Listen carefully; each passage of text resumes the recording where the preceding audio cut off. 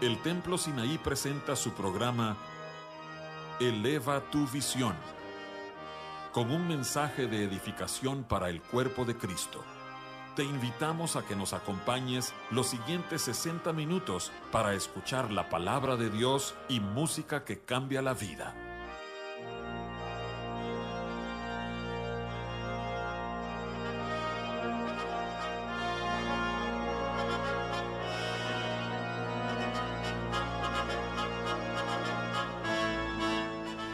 Buenas noches, hermanos y amigos. Los saluda su anfitrión José Ordóñez y hoy me acompaña por primera vez el pastor Edelmiro González, quien es pastor de las iglesias Casa de Misericordia aquí en la ciudad de Monterrey. Hermano Edelmiro, te damos una cordial bienvenida a Eleva tu Visión. Muchas gracias. Buenas noches. Gusto saludarlos a todos. Edelmiro, cuéntanos todo lo que Dios te ha puesto a hacer como pastor, ministro del Evangelio, pero también como miembro muy activo en la Alianza de Pastores de Monterrey. Bueno, yo tengo 37 años en el ministerio, 37 años enseñando y predicando la palabra del Señor. Este 26 de agosto acabo de celebrar 37 años y entonces Dios nos ha concedido participar en muchos programas.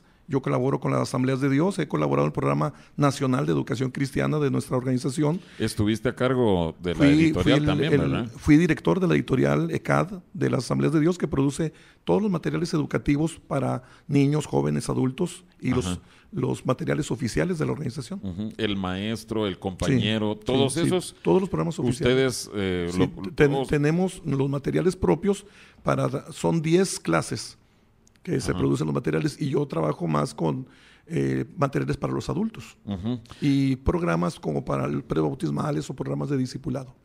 Muy bien, pero como pastor, en algún momento me estabas contando el trabajo que tú realizas, están en una de las iglesias, está en un área marginal. Sí, tenemos varias iglesias. Nuestra idea es abrir tantos centros de predicación como sean posibles. Son varias congregaciones que tenemos en la zona metropolitana, pero un proyecto especial, estamos en el área de la Alianza, en el sector Alianza, en la orilla del río San Martín. Sí, algunos le llaman Riberas del Río. Esa área que es la orilla del río San Martín, que hace frontera con Escobedo, y allí tenemos, según me decías, es la última calle de Monterrey. Sí, le llamábamos hasta lo último de Monterrey, o hasta lo último de la tierra de Monterrey. Sí. Y entonces ahí tenemos no solamente un templo, pero un programa asistencial. La idea es tener talleres, manualidades, artes y oficios y un comedor para niños de escasos recursos. Bueno, y ¿podrías darnos las direcciones sí, claro, de las dos casas de misericordia principales? Sí, yo estoy en San Bernabé. Yo ahí vivo en San Bernabé, a la altura de los talleres del metro. Es San Bernabé, tercer sector. Monte Alto, esquina con Uvas. Allí estamos, es una dirección, y la otra dirección es la que está allá en el sector Alianza. La colonia también se llama Valles de San Bernabé, tercer sector. Estamos cerca de la orilla del río San Martín, y la calle es Avenida Las Torres, entre Potrero y 26 de marzo. Bueno, y se reúnen los miércoles. Los miércoles y los viernes a las 7 de la noche y el domingo en la mañana. Bueno, entonces para nuestros oyentes, quien esté cerca de ahí, esté buscando un lugar en donde sentir la presencia de Dios, recibir al Señor en sus vidas, pero también escuchar predicada la palabra de Dios con propiedad y con un celo por Dios y por su palabra. El pastor Edelmiro González está allí en las Casas de Misericordia. Pero Edelmiro, ¿qué ha puesto el Señor en tu corazón para que compartas con nosotros? Lo estábamos platicando y de veras, a mí me emocionó mucho, pero comenta con nuestra audiencia y empieza de una vez a contarles. Bueno, una de las cosas que a mí me emociona, yo soy escritor, investigador al elaborar los materiales y soy maestro, damos clases en diferentes institutos bíblicos, y uno de los temas que a mí me apasiona es la historia en general. Y entonces cuando vamos a un asunto particular como sería la historia de México, en especial la historia de la iglesia evangélica en México, porque a veces la gente tiene ideas equivocadas o no sabe sobre la historia, a veces ni los cristianos No, yo te confieso, yo ignoraba el 95% de las cosas que estábamos platicando, pero creo yo que nuestros oyentes necesitan estamos en México, la gran mayoría de nuestros oyentes, pero aún los oyentes afuera de nuestras fronteras necesitan saber cómo la mano de Dios se ha movido de una forma providencial y soberana en la historia de la iglesia cristiana en México. Y otro de los motivos por qué a mí me gusta la historia es que con frecuencia nuestros jóvenes, nuestros niños, tienen dudas. A veces hacen un divorcio de la educación pública con la educación cristiana. Es decir, que la vida en la iglesia es una cosa y la educación afuera es otra cosa, como diciendo, es que son dos cosas diferentes. Pero cuando nos damos cuenta que la historia de México, cuando hablamos de Hidalgo, de los españoles, de Benito Juárez, cuando hablamos de la independencia o de la Revolución Mexicana, y que la iglesia cristiana tiene presencia, entonces es otra cosa. Podemos interpretar que los evangélicos no estamos marginados. A ver, pero estás diciendo que tiene presencia y estás mencionando... Ahorita mencionaste por lo menos 3 etapas, pero ¿podríamos empezar desde el principio? Sí, claro. Sí, casi que desde el descubrimiento de América, podemos ver cómo Dios se encargó de enviar acá protestantes. Así es. Sí, yo nomás estoy dando eso como un panorama general de que no debemos divorciar, que a veces nos sentimos así, a veces la gente cree, nos ignora o nos hacen así como nos rechazan o como que son sectas nuevas. No somos nuevos. La iglesia cristiana no es nueva, hay presencia evangélica desde la misma llegada de los españoles, y además que no debemos divorciar la historia, porque Dios está presente en la historia. Dios está presente en México. Dios ha tenido cuidado de nuestro país y no se ha dejado sin testimonio. Siempre ha habido testimonio de la presencia de Dios en México. Entonces, mira, empecemos. Descubrimiento de América, 1492. Bueno, en primera instancia tenemos que ver el trasfondo del descubrimiento de América, que en España los reyes católicos... ¿Los reyes qué dijiste? Católicos, que son un bastión del Vaticano. Sí. Pero pensémoslo también de esta manera. Ellos fueron usados por Dios para traer un parteaguas en España con la expulsión de los moros. Bueno, pues si se quiere ver de esa manera, que la persecución Dios la usó, ¿verdad? No porque Dios la provocó. Eran más bien cuestiones políticas y cuestiones elitistas de quererse considerar esa idea de la raza pura o de la religión pura. Entonces, en España se hizo una limpia y expulsaron a los árabes, y expulsaron a los judíos, y expulsaron a los protestantes. A estos 3 grupos. Sí, o sea, a todos los que no estuvieran de acuerdo con la religión oficial. Ok, ¿y la Inquisición estuvo involucrada con estos 3 grupos? Sí, así es, o sea, eran los principales antagonistas, ¿no? O sea, que el que no estuviera de acuerdo con lo oficial tenía que sufrir las consecuencias. Entonces, se van expulsados los moros, musulmanes, árabes, como los llamemos, se van expulsados también los judíos. Así es. Y muchos de esos judíos y muchos de esos protestantes así es. Se vinieron para América. Es correcto. Es interesante que hay un capítulo que valdría la pena analizarlo, leerlo para los que les gusta investigar, el capítulo de los judíos sefarditas, de los judíos sefardíes. O sea, que estaban basados en España. Así es. Ellos era Sefarad, España, y le llamaban sefarditas, y muchos de esos judíos le pagaron a Cristóbal Colón para que los sacara de allí, porque estaban corriendo riesgo de perder la vida. Y entonces muchos vinieron huyendo a las Américas, y algunos se establecieron en México. Hay 3 grandes colonias de judíos en México desde la llegada de Colón y de los españoles. Es México DF, Los Altos de Jalisco y Monterrey. Y es curioso. Monterrey fue fundada por judíos. Se afirma que Diego de Montemayor y Luis y Carvajal de la Cueva eran judíos sefarditas. Luis y Carvajal de la Cueva fue acusado. Hay actas de la Inquisición donde Luis y Carvajal es acusado de judaizante. O sea, protestante. O sea, bueno, no de la religión oficial.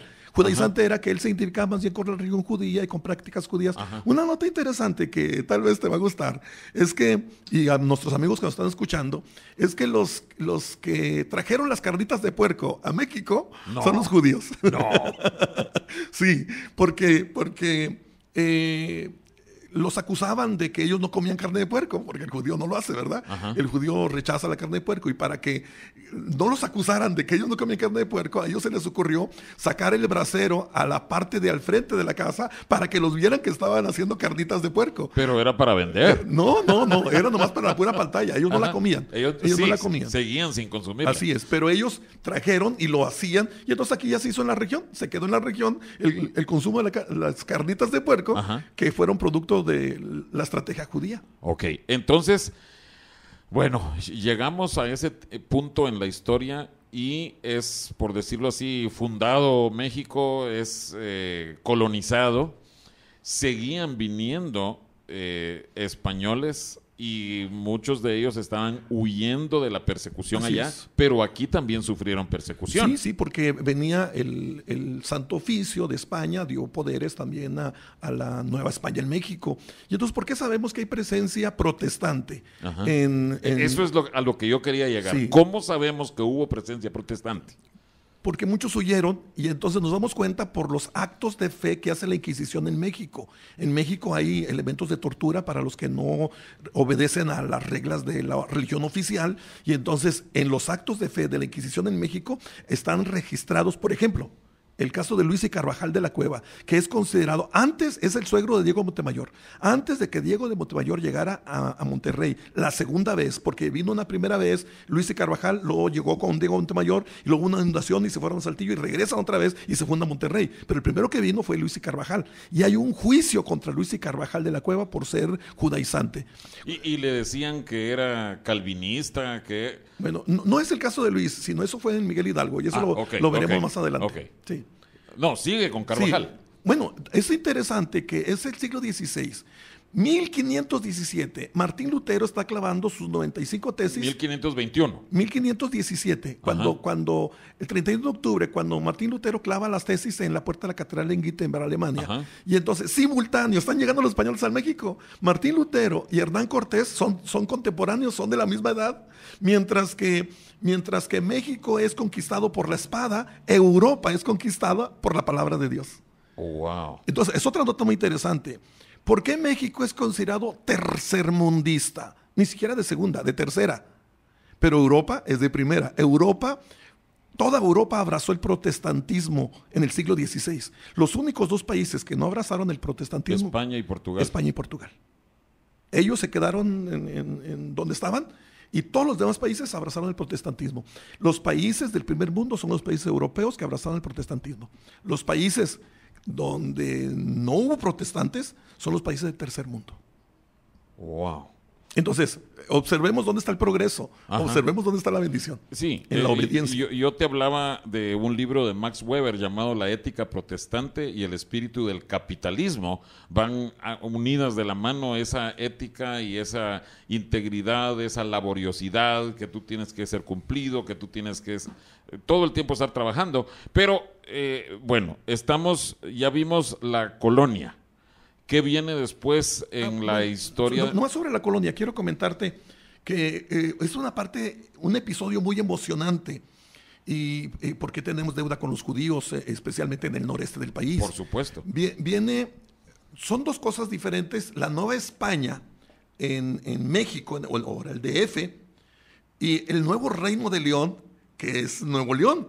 Son dos grupos diferentes, son dos reinos diferentes, aunque los dos son españoles.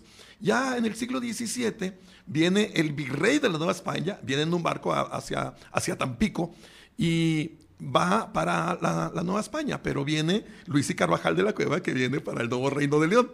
Y entonces viene un barco de piratas. Es otra nota también muy interesante, que los reinos europeos protestantes mandan corsarios auspiciados por el reino para conquistar rutas marítimas en el nombre de Cristo. Ajá. Y hay piratas que son aventureros del mar y que también están buscando rutas marítimas por su propia cuenta. Entonces un barco de piratas asalta el barco donde viene Carvajal y de la Cueva y el virrey de la Nueva España. Y entonces Carvajal es bravo y sale y defiende al virrey y mata a los piratas. Y queda como héroe. Y entonces le dice el virrey de la Nueva España: pues pídeme lo que quieras.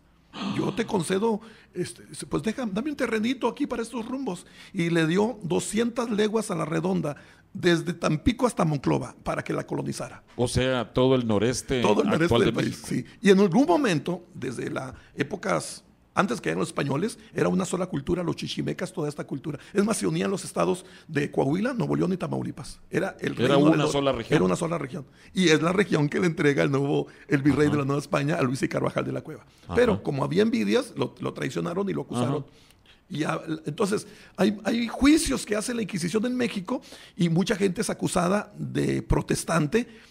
Ellos vienen huyendo y como quiera, en algunos casos fueron sorprendidos. Entonces vemos la presencia protestante desde el siglo XVI en México. O sea, desde los orígenes de la nación con las raíces españolas. La colonización. Ok, sí. Entonces pasamos toda la colonia y llegamos a la independencia. A la independencia, 1810. Ese es el segundo punto. Sí. Solo para que nuestros oyentes sepan, tú divides en 5 grandes hitos históricos. Así es. ¿Sí?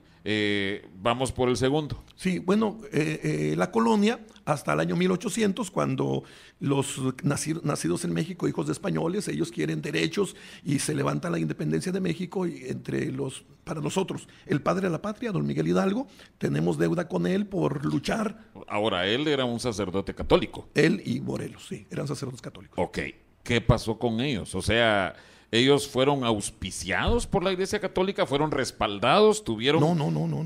No. La Iglesia Católica los considera traidores. O sea, ellos traicionaron los ideales de la Iglesia Católica. Hay que considerar que el siglo XVI, es muy interesante que el siglo XVI es la época de oro, las letras de oro en España. Ajá. Y es cuando se produce la Biblia Reina Valera, que es la Biblia protestante de mayor uso en América Latina. Es la época de Martín Lutero que hace la Reforma Protestante. Pero también es la época de la Inquisición en España, y la Inquisición en el mundo, y la Inquisición en México. Y entonces la Inquisición tiene mucho que ver porque prohibía, no solamente perseguía a los protestantes o a los que no aceptaban lo oficial, pero prohibía cualquier literatura que no fuera con los ideales de la iglesia. Prohibía la circulación de la Biblia. No es cuestión de leer cuántas Biblias se quemaron en el siglo XVI y XVII. O sea, se imprimieron con la imprenta, pero la Inquisición se encargó de quemarlas. De destruirlas. Era considerada que ese libro no debía de circular. No solamente la Biblia, pero cualquier ideología, porque es la época del Renacimiento. Es la época en que florecen las ciencias, florecen las artes y se divorcian de la iglesia oficial porque ella tenía el control de todo. Tenía el control de la pintura, la arquitectura, de la música, de todo, controlaba todo. Entonces los intelectuales se divorcian y entonces en 1810, cuando se inicia la independencia de México, aunque era el ideal, pero Hidalgo, Morelos y los insurgentes se reunían en lo que ellos llamaban la Academia Literaria y leían libros que estaban prohibidos por la iglesia oficial, libros protestantes. O sea, ahí fueron ellos enterándose, leyendo acerca de cuáles eran los ideales protestantes. Ellos leían libros europeos porque en Europa el avance de Francia, de Alemania, de Inglaterra, ellos, entonces en 1810 ellos se dan cuenta de cómo la emancipación de la humanidad, la libertad, los derechos humanos, la dignidad humana. Francia en 1789 había sido la Revolución Francesa. Ahora, allá no fue por ideales cristianos realmente, pero los ideales cristianos sí se reflejaban en la literatura y ellos tenían acceso a eso. Ahora, el Renacimiento y la Ilustración no necesariamente eran cristianos, pero no eran de la iglesia oficial. Muchos eran humanistas. Hablaban de la libertad del ser humano, de la dignidad, de los derechos, de quitar la esclavitud. Entonces, eran considerados protestantes en los ideales. Aunque, por ejemplo, en Inglaterra se considera que cuánto bien hizo Juan Wesley y su predicación y cuánto bien hicieron la circulación de la Biblia y la palabra de Dios para evitar un caos o una revolución. Es decir, que la palabra de Dios llega y transforma la sociedad y da libertad a los pueblos.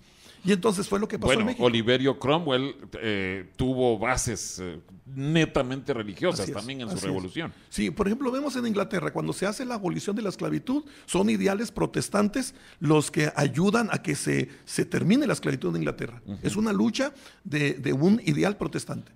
William Wilberforce, un cristiano que era el que estaba aboliendo donde surge ese famoso himno Sublime Gracia. Sublime Gracia. Y entonces, eso es lo que pasa en México. Esos ideales, esa literatura, no siempre literatura cristiana, pero esos ideales que no son los populares de la iglesia dominante, pero entonces Hidalgo se reunía con ese grupo a leer literatura protestante. Y entonces los ideales son de libertad, son de dignidad humana. Y entonces, aunque Hidalgo es sacerdote y toma la bandera de la Virgen de Guadalupe, porque la gente en eso creía, y entonces cuando luchan y logran levantar un gran movimiento, que finalmente nos trajo beneficios a todo el país, pero toman preso a Hidalgo y cuando lo van a fusilar, dice el biógrafo de Miguel Hidalgo, dice, don Miguel Hidalgo leía la Biblia. Don Miguel Hidalgo se la pasaba en su prisión leyendo la Biblia, y cuando va caminando al patíbulo porque lo van a fusilar, él va recitando el Salmo 51. Él va diciendo de memoria el Salmo 51, aquel salmo que escribe David cuando de arrepentimiento, que dice, ten piedad de mí, oh Dios, conforme a tu misericordia. Es muy interesante que en esa época un sacerdote que sepa de memoria un salmo cuando antes no circulaban la Biblia y las quemaban. Y todo era de latín y eso, no se usaban las lenguas vernáculas. Pero sí es importante que hagamos esta salvedad. No es que estemos diciendo que Hidalgo era protestante, pero sí fue movido por los ideales protestantes. Por un lado, pero eso que no era protestante, quién sabe. Te voy a decir por qué. Eso no lo digo yo, eso lo dicen las actas en que enjuiciaron a don Miguel Hidalgo. Lo acusaron de sedición contra el país, lo acusaron de delitos políticos, pero también delitos religiosos. Y entonces, en la ley decía que un sacerdote no podría ser enjuiciado, y para quitarle el poder del sacerdocio le rasparon los pulgares de sus yemas, le rasparon las yemas de sus pulgares. Así ya no podía ungir con aceite. Así es. Entonces ya ahora sí lo pueden enjuiciar, y el juicio que le hace la iglesia a Hidalgo lo acusa de protestante. Lo acusa de hereje, de calvinista, de luterano, de ideales protestantes. Por eso los comulgaron, porque es protestante. Si conocemos algo de la historia de la iglesia, como que es una contradicción ser acusado de luterano y de calvinista. Entonces, ellos están diciendo que lo que dicen es que te pareces a los hermanos. Eso es lo que están diciendo. Exacto. Tú no eres sacerdote, tú eres un protestante. Tú hablas como Lutero y hablas como Calvino. Ay, hermano, mira, creo que cada uno de nuestros oyentes que estamos en México o afuera de las fronteras, estamos siendo muy iluminados. Regresaremos en un momentito para que continuemos con la tercera, cuarta y quinta etapa. Correcto, a sus órdenes. Ándele. Te invitamos a que visites nuestra página de internet predicascristianas.mx o que veas nuestro canal Eleva tu Visión en YouTube. Para comunicarte con nosotros, escríbenos a nuestros correos electrónicos elevatuvisionmonterrey@gmail.com o info@predicascristianas.mx.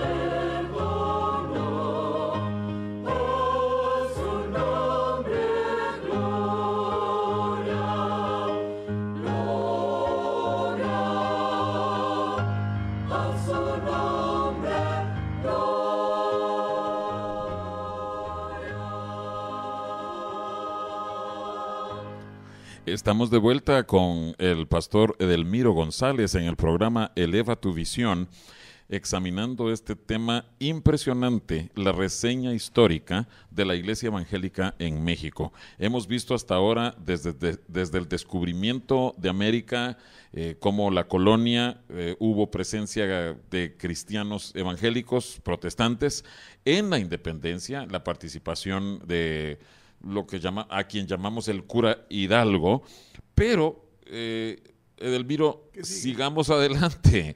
1857, o sea, unos años despuesito de la independencia. Si se lucha por la libertad en México, se lucha por la libertad de los mexicanos, y entonces son 40 años después, 40, 50 años después, cuando viene Don Benito Juárez. Benito Juárez, que es otro de benemérito de las Américas. Otro de los grandes héroes de la nación. Bueno, por lo menos para nosotros, ¿verdad? Yo creo que mexicanos. Toda la nación lo reconoce. No. Hay quien hay quien lo considera traidor ahorita. A ver qué me dices de lo que te voy a platicar. Porque, porque alguien se siente lastimado, se siente afectado, porque Juárez hizo propuestas en el Congreso y propuso la separación Iglesia y Estado. Porque antes de Juárez, por decreto, todo mexicano solamente había una religión. Y todo mexicano era católico y guadalupano por decreto. No había otra religión. O sea, los nacidos en México obligatoriamente abrazaban el credo católico. Estaba prohibida cualquier otra religión. No se podía profesar otra religión. Pero no es que Benito Juárez fuera cristiano, protestante. No, él tenía otros intereses. Él miraba el progreso del país. Hay un grupo al que le debemos mucho, son el grupo de los liberales, son los progresistas del país, eran la gente educada, la gente... Opuesto a los conservadores, esos dos grandes grupos. Pues sí, los conservadores eran los que querían seguir en el poder y los que querían que las cosas quedaran así, que la gente no estudiara, que la gente no supiera, que realmente querían el poder para ellos, no el progreso del país. Y entonces los liberales lucharon mucho por eso y Juárez propuso. La idea de Juárez era que para que México progresara había que traer inversión extranjera, y la inversión extranjera que él pensaba era pues europea o americana. Ajá. Pero la mayoría de los extranjeros pues no eran de la religión, no eran católicos, no era la religión oficial. No era, entonces tenían prohibido entrar aquí a ejercer su religión. Había riesgos porque aquí estaba prohibida cualquier otra religión. Entonces lo que Juárez propone es que haya un marco de tolerancia y que se les permita practicar su religión a los extranjeros que vengan a invertir. Libertad de culto. Él proponía tolerancia, pero la ley pues permite otra religión. Y después de muchas luchas y discusiones, finalmente... tuvo muchos enemigos. Sí. Y mucha oposición, pero finalmente se logró que esas son las leyes de reforma, 1857, las garantías individuales, no solamente es... A ver, leyes de reforma, o sea, estamos hablando de ese concepto sumamente importante para la historia del Evangelio. Fue lo que cambió el país y fue lo que abrió la puerta para que se predicara el Evangelio. Mira, a todos nuestros oyentes de la ciudad de Monterrey, porque hay una calle aquí en Monterrey que se llama Leyes de Reforma, y nosotros cuando pasamos por ahí no le damos mayor importancia, pero creo que cada vez que viéramos, debiéramos decirle: Señor, gracias a Dios por esas leyes de reforma. Así es, y por todos esos hombres tan valientes, tan atrevidos, tan visionarios, que vieron un país diferente. Ajá. Y que se atrevieron a oponerse. Uh-huh. Y entonces, en las leyes de reforma vienen las garantías individuales, la libertad de expresión, la libertad de reunión, la libertad de creencia, Ajá. la libertad de circular en el país. Y entonces Juárez lo logra, pero como cada estado es autónomo, no todos los estados aplicaron la ley inmediatamente. O sea, Juárez lo hizo a nivel de la federación, el país completo. Así es. Pero cada entidad, cada estado tenía que aplicarlo a su forma. Pues sí, pero como los gobernantes no estaban de acuerdo totalmente con Juárez, entonces Juárez tuvo muchos problemas y fue perseguido, y la presidencia lo trajo ambulante por todo el país porque lo querían matar. Yo te mencionaba que en la época de la colonia, muchas veces desde España se mandaba una orden. Así es. Y venían los virreyes o venían los encargados aquí, los adelantados, y decían: se acata, pero no se cumple. Es verdad. Así sucedió en todo caso con Juárez. Con las leyes de reforma. Mismo Juárez, con el mismo México, sí. Ahora, Juárez, sumamente importante, pero él no estuvo tanto tiempo en el poder como lo estuvo más adelante Porfirio Bueno, Díaz. don Porfirio Díaz le tocó disfrutar los beneficios de las leyes de reforma. Implementarlos y abrir la puerta a las sociedades misioneras protestantes. A ver. ¿Cuántos años estuvo Porfirio Díaz? Como 40 años en el poder. 40 años en el poder. Sí. Creo yo que esto que estás mencionando tú, abrir la puerta a las sociedades cristianas. Bueno, lo que pasa es que hay varios periodos. Cuando Díaz inicia bien, después se convierte en enemigo del protestantismo. Pero cuando inicia, él cree en el progreso del país y entonces él hace invitaciones a las sociedades misioneras de otros países que vengan a México. Pero antes de eso, también en el desarrollo económico. O sea, iba a haber un gran avance en la infraestructura económica del país. Escríbenos eso, porque esto va de la mano con antes de describir ese periodo de Díaz, quiero decir que en el grupo de Juárez estaba el movimiento liberal, los grupos liberales. Ahorita que hablaste de la calle de Leyes de Reforma, aquí hay una calle que es muy conocida por nosotros, el doctor José María Luis Mora. Ah, sí. Luis Mora, es una calle aquí de la ciudad. Que va ahí de Ruiz Cortines, que nos lleva... hasta Guerrero. Sí, hasta Guerrero. Bueno, esa calle, ese hombre es uno de los grandes liberales que cuando viene un misionero, Diego Thompson, es un misionero escocés que llega a Veracruz y trae muchas Biblias. ¿Él era como el embajador? Él era un misionero enviado por la Sociedad Bíblica Británica, pero además representaba el gobierno de Inglaterra. Él traía un programa que llamaba Lancasteriano, que se dedicaba a la alfabetización usando la Biblia. Él ya había aprobado ese plan en Bolivia, en Argentina, en Perú, en otros países, especialmente del Cono Sur, pero venía a México como un representante, no solamente de la Sociedad Bíblica, pero del gobierno británico, y vino a trabajar con ciertos líderes y a ellos les vendió las Biblias. Y entonces en su grupo... A ver, él fue el que trajo así en masa las Biblias. Pues traía como 500 Biblias. Bueno, pues antes no había. Sí, o sea, aquí no existía. 500 era para poder repartirlos. A ver, no sé, tal vez tú sepas, pero la semana anterior estuvimos aquí con el hermano Javier Muñoz hablando precisamente acerca de la Biblia en español, y veíamos la función del colportor. Sí. Bueno, ahorita que hablemos del porfiriato. Ahí vamos a llegar a eso. Allí el colportor hace una función muy valiosa. Realmente es el que siembra la semilla en muchas rancherías, en muchos lugares, gracias al ferrocarril. Ajá. Pero entonces, para cerrar la idea del movimiento liberal... Con Juárez. Sí, que realmente ellos pues fueron los ideólogos, ¿verdad? Entonces, Diego Thompson, que es el misionero escocés que viene, trata con grupos de liberales y forma un círculo de lectura de la Biblia, con grupos liberales, entre ellos con Juárez, con Farías, con Guillermo Prieto, con Melchor Ocampo, con... Melchor Ocampo, el de la epístola de Melchor Ocampo. Que se lea en los matrimonios. Sí. Solo para que sepas, a mí me tocó escuchar la epístola de Melchor Ocampo cuando nos casaron. ¿Te la leyeron, hermano? Ah, sí. He tratado de cumplirlo. Sí. Pues no, presenta cosas muy buenas, pero claro. Para aquellos que nos escuchan de afuera de México, cuando hay una boda civil aquí en México, anteriormente era por mandato de la ley que el juez tenía que leerles una epístola, una carta a la pareja que se estaba casando para que aprendieran sus funciones, qué les correspondía a cada uno. Pero continuemos, hermano. Y entonces, el asunto es que Diego Thompson es el misionero que trae las Biblias y las promueve, las vende, no las regala, las vende y hace su círculo de lectores. Era como un círculo cultural elitista, nomás ciertos líderes políticos importantes.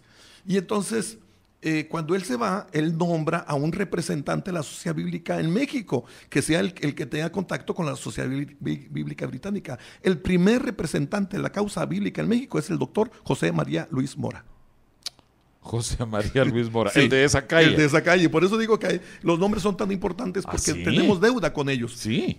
La Biblia empieza a circular entonces ya abiertamente con un mexicano, no un misionero, un liberal.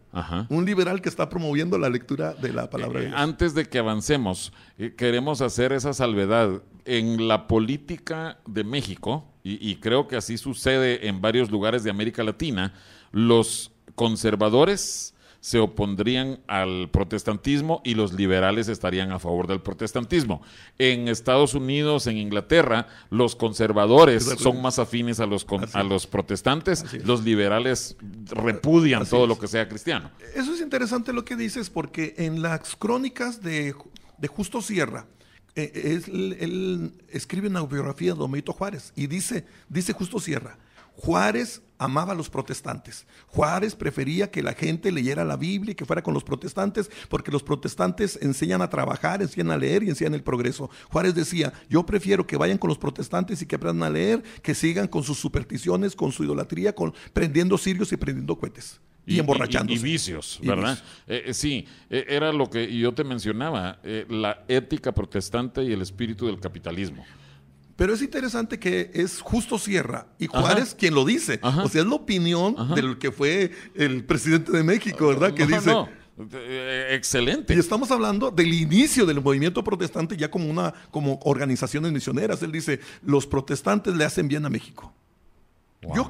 Yo creo que por cada persona que se convierte al evangelio es un policía menos que necesitamos. Si hay gente que se convierte al evangelio y obedece la palabra del Señor, no ocupamos policías. Y creo que tú estás hablando con experiencia.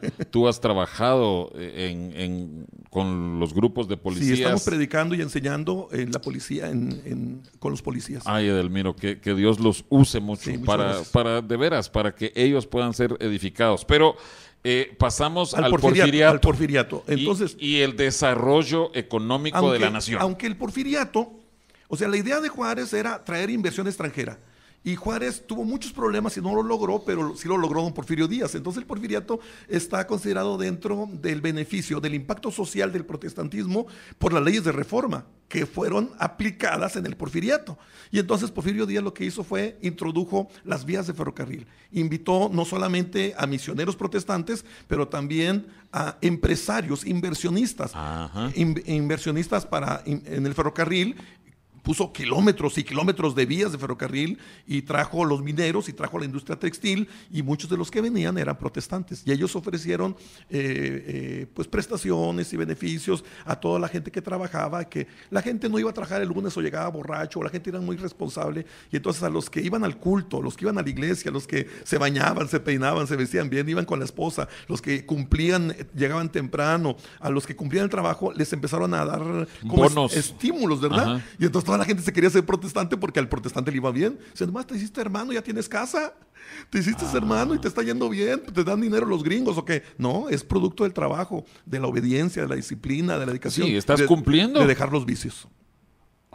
Y entonces lo que hace Díaz, y aquí es donde entran los coportores, lo que hace Porfirio Díaz es abrir muchas vías de comunicación. Conecta Monterrey con Tampico por ferrocarril. Y Tampico, Veracruz, México. Veracruz, México, Puebla. Entonces hace un corredor. Ese ferrocarril fue anterior al ferrocarril Monterrey, México. Así es. Porque todo tenía que llegar del puerto hacia acá, del puerto hacia México. Así es. Ok, entonces, ¿qué hacían? ¿Por qué fue eso de beneficioso para los colportores? Pues porque antes un misionero si quería visitar pueblo por pueblo, tenía que durar un día en un pueblo y otro día otro pueblo. Entonces, una semana visitaba 7 pueblos, visitando un día cada pueblo. Pero cuando el ferrocarril se establece, entra por rancherías, por la sierra, por pueblos, por valles, y entonces en cada estación se establecieron colportores. Los misioneros establecieron colaboradores en cada estación, gente misma del pueblo que se encargaba de recibir literatura, y ellos se encargaban de repartirla, distribuirla, de venderla, y hacían grupos de lectura de pasajes de la Biblia. Era una hojita o un Nuevo Testamento, un Evangelio de Juan. Por decirlo así, estudios bíblicos. Sí, y entonces surgieron grandes iglesias en pueblos pequeños. A veces hubo pueblos enteros que se convirtieron, y surgieron muchos predicadores de los pueblos que después vinieron a las ciudades y se hicieron pues predicadores muy conocidos. Mira, en ese tiempo o un poquito después, o sea, fue fundada la primera Asamblea de Dios. Sí, las Asambleas de Dios nacen en México en 1918. Había entre los inversionistas que vienen las minas, la industria minera, la industria ferrocarrilera, la industria textil. Hay una historia del primer templo de las Asambleas de Dios en Coahuila, Agujita, Coahuila. Es una zona minera. Y entonces hay un hermano que se llama Cesario Burciaga, que él fue a Estados Unidos y se convirtió allá y regresa a su tierra y va a trabajar a la mina. Y cuando está trabajando en la mina, oye que un compañero está cantando un himno. Y entonces va y le dice, oye, ¿tú eres cristiano? Dice, no, yo no soy cristiano, pero estás cantando un himno. Dice, no, sí, pero es que esos cantos los entonan mi mamá y mi hermana. Y ellas sí eran. Ellas sí eran cristianas. Dice, pero también ellos hacen oraciones así muy raras y hablan en otro idioma. Y a mí me da miedo, yo no me arrimo a eso.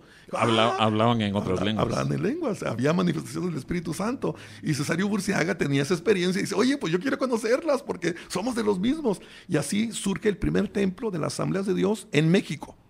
Y él fue el primer pastor. Él fue el primer pastor en ese templo. Cesario Burciaga. Aunque había otros predicadores, porque también simultáneo, por ejemplo, acá en Monterrey estuvo el pastor Rodolfo Orozco, 1922, pero inició en Matamoros, una ranchería cerca de Matamoros, en La Venada, 1918. Llega a la Ciudad de México, 1922, Ana Sanders, una misionera sueca. Entonces, simultáneo hay en otros lugares, pero el primer templo oficialmente construido en México de las Asambleas de Dios. Agujita, Coahuila. Bueno, ahora, estás hablando de 1918, 1920. Justo antes de eso ocurrió la Revolución de México. Sí. Entonces es otro capítulo muy interesante que a lo mejor deberíamos, pues es un capítulo grueso, ¿verdad? Pero que debiéramos usar otro programa para él. Vamos a pedir tiempo en Radio Fórmula para mañana en la noche. Bueno, pues es que hablando de historia, bueno, los que nos gusta nos emocionamos. Sí. Entonces pasa el tiempo y no nos damos cuenta, ¿no? Y a lo mejor nuestros oyentes pueden decir, espérame, no. Vamos muy rápido. Que nuestros oyentes sepan, consideramos que esto debe ser conocimiento obligado para todos los cristianos. Aquí en Monterrey hay una librería que se llama el Fondo de Cultura Económica. En la librería venden varios libros, pero un autor que yo recomiendo que lean, Jean-Pierre Bastian. Él es un sociólogo suizo y hace su tesis doctoral en México y él estudia el impacto social del protestantismo y escribe varios libros sobre el progreso del protestantismo y un libro lo dedica exclusivamente al movimiento de la Revolución Mexicana, la participación de los protestantes en la Revolución Mexicana. Otro escritor, Gonzalo Báez Camargo, dice, el protestante, él dice, me pasó a mí, yo era estudiante seminarista del Colegio Metodista en San Luis Potosí y estaba la Revolución Mexicana y llegaron todos los de la Revolución y nosotros nos unimos con ellos. Báez Camargo. Y dice, y a los que sabíamos leer y escribir nos daban grado de teniente, nos hacían jefes inmediatamente o nos hacían secretarios del general por saber leer y escribir. Entonces muchos protestantes, pastores y maestros se unieron al movimiento revolucionario. Y tenemos listados de eso, ¿verdad? Jean-Pierre Bastian pone el nombre de los pastores de las iglesias, de los movimientos, y si era pastor, si era laico, si era diácono, a qué organización pertenecía y a qué ejército se involucraba. Tenemos en diferentes ejércitos miembros protestantes. Del norte, del sur. Sí, de todas partes, incluyendo a Zapata. Incluyendo en el ejército de Zapata, en el ejército de Villa, con Carranza, con Pascual Orozco, con muchos grupos donde hay protestantes participando en la Revolución Mexicana. Tan es así que el secretario particular de don Venustiano Carranza es protestante. ¿Quién era él?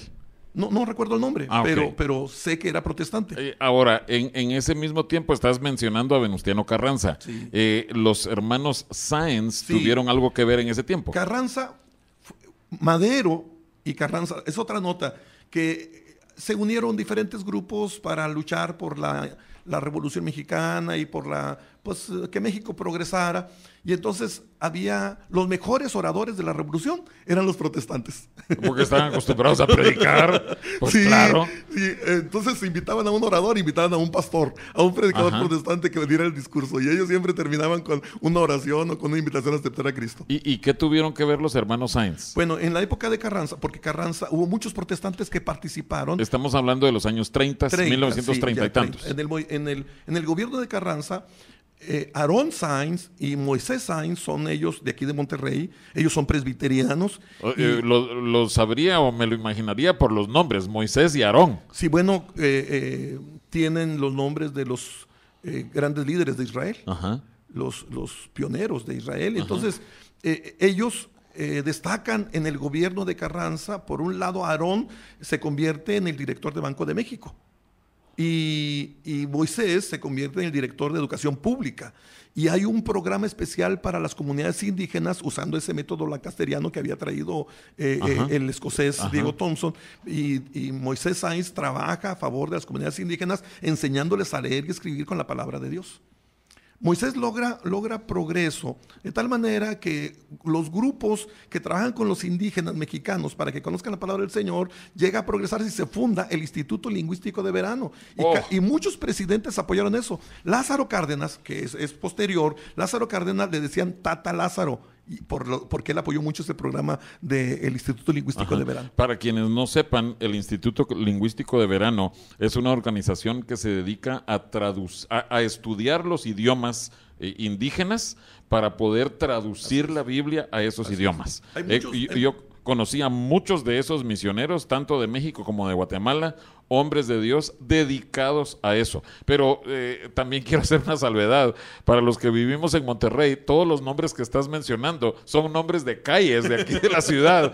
Creo que cada vez que pasemos por ahí vamos a ver con distinta, una panorámica distinta todos estos nombres. Te digo lo que me pasa a mí. A mí esos nombres me ministran. Por supuesto. Me inspiran, me desafían. Es que ves la mano de Dios. Esos nombres me dicen que nosotros tenemos que hacer algo por Monterrey. No, espérate. Ahorita que regresemos vamos a hablar de eso. Correcto. El Templo Sinaí está situado en la Colonia Progreso, calle Artículo 123, número 2506. Y nos reunimos los miércoles y viernes a las 7:30 de la noche y los domingos a las 10 de la mañana.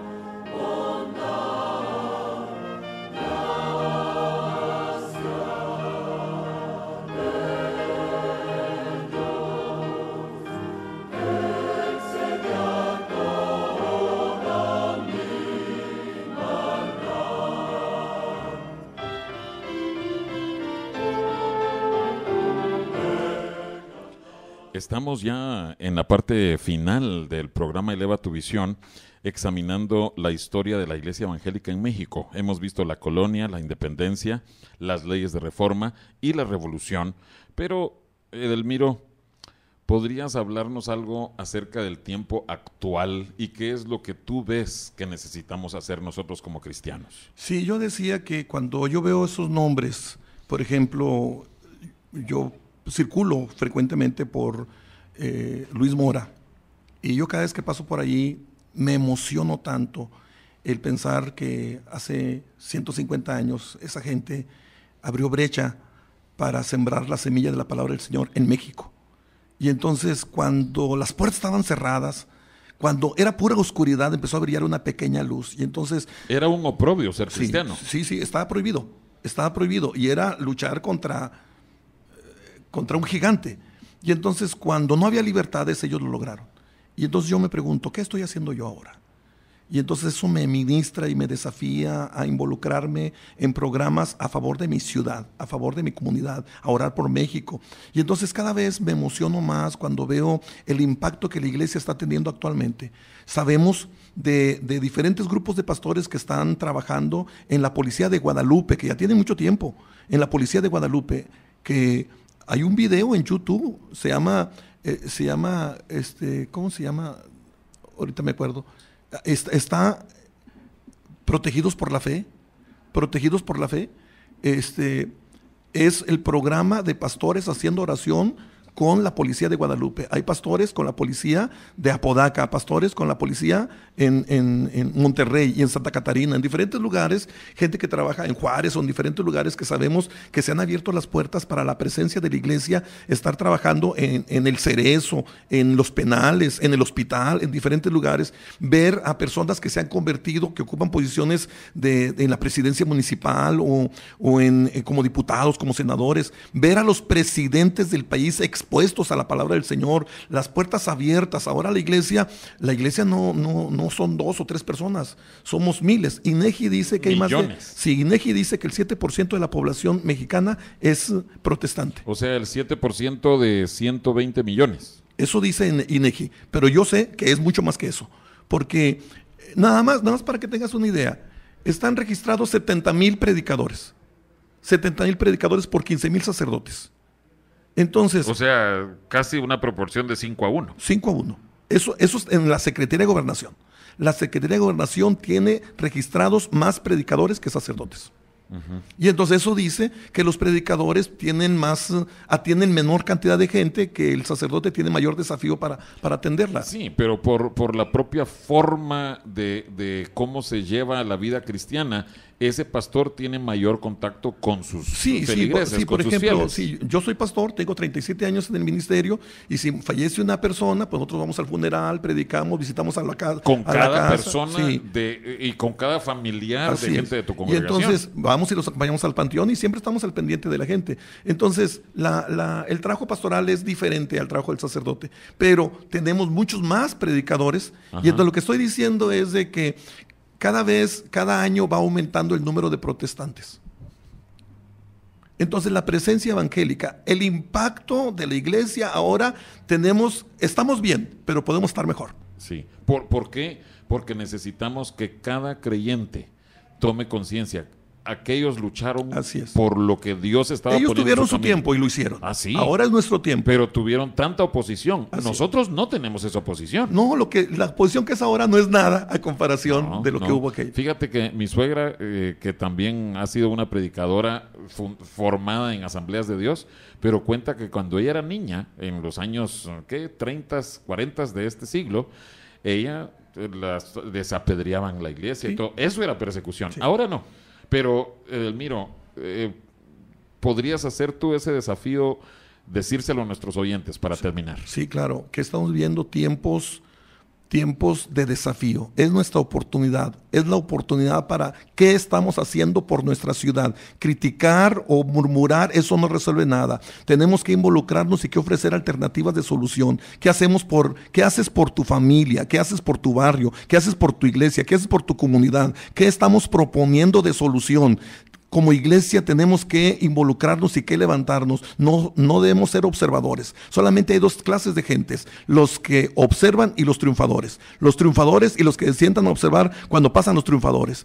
Tú puedes ser uno de los triunfadores. Tú puedes involucrarte en el trabajo. Gracias, Edelmiro. Y espero que nuestros oyentes oigan esto como un mensaje del Señor para que nos involucremos para la gloria del reino de Dios. Amén. Gracias, Edelmiro. Sí, mucho gusto. Dios los bendiga.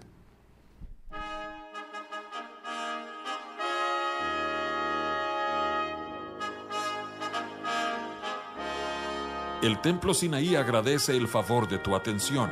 Te invitamos a que nos sintonices el próximo martes por esta misma estación a las 9 de la noche. Nos despedimos con la siguiente petición a Dios. Jehová te bendiga y te guarde. Jehová haga resplandecer su rostro sobre ti y tenga de ti misericordia. Jehová alce sobre ti su rostro y ponga en ti paz.